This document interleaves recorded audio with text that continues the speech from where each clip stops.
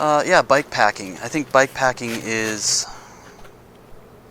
more akin to mountain biking, whereas I think bike touring is more akin to kind of road biking. Bike packing and bike touring are both concerned about the same things, weight, distance, that kind of thing. I know the PCH is on a lot of people's bucket lists.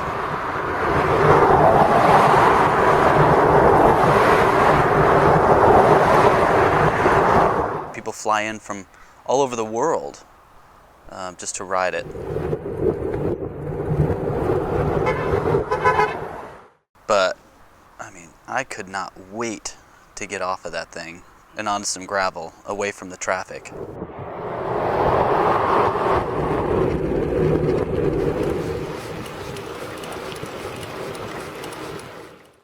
I think I rode past Butler Bar about 8 p.m. I remember coming across the National Forest campground sign sometime around 10 o'clock, I believe. And all it said was National Forest campground ahead. And I remember feeling relieved that I had made it because of the decision I had made back at Butler Bar. I thought, oh, well, 2 hours max, maybe. And I thought, I can do that. I can just push it.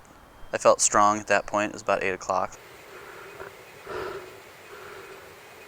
I got out the map and I looked at the map, and I misread the map, actually, thinking that the road to the campground would be on the right side, and it turned out to be on the left side looking back at it. But at the time, I was looking for a National Forest campground symbol, and all I saw was a narrow track that led kind of into the dark woods with a little, looked like hand-painted sign that said Laird.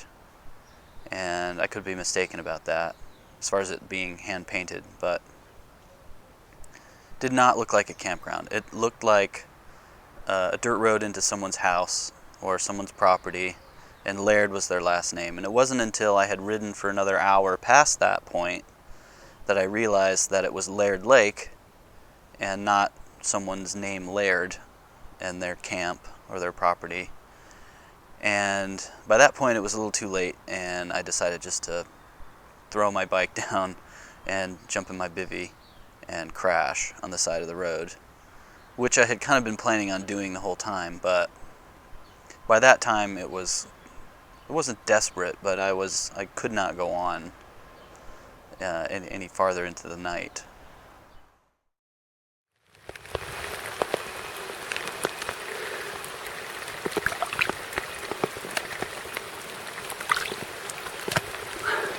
I knew it was going to rain. That whole day had been kind of touch and go. I had followed the forecast for a week in advance, and I knew going into it that morning that there was a chance of rain. About 1 o'clock in the morning, I'm woken up by a steady pitter-patter of rain on my bivvy. And I think, oh great, it's gonna rain. It's raining. Okay, well, maybe it won't rain too much. Well, it's official.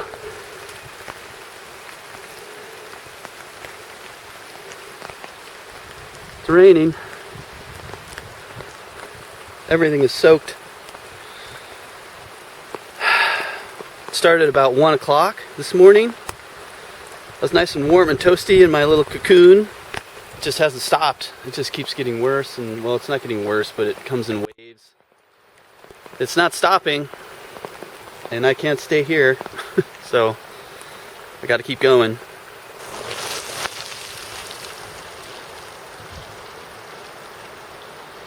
Kind of the steepest part was still to come. It was only a couple miles worth of climbing left to do, but I feel like once I packed up all my gear and got it back on my bike, I felt like I was pulling another 20 pounds.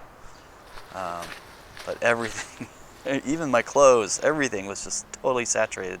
I tried at one point to squeeze the water out of my clothes that I'd been wearing the day before, and it just seemed to, once I squeezed out the water, it just seemed to like a sponge underwater. You know, you squeeze a sponge underwater, but then you let it go, and as the pores open, they just draw back in moisture. It just was like no point in trying to squeeze out any water. Because I was going so slow a couple times, the odometer, the bike computer that I have, was registering 0 as my miles per hour because I was going so slowly. Just couldn't generate enough RPMs to actually get the computer to generate a mileage or a distance. So that may have thrown my total off a little bit.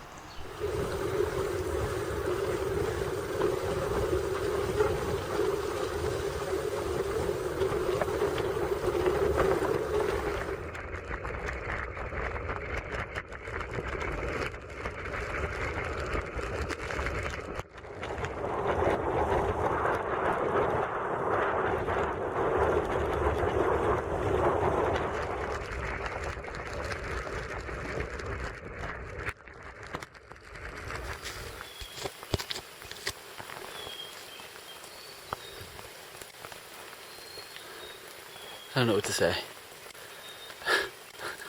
Pretty wet. I think I've started the downhill. I hope.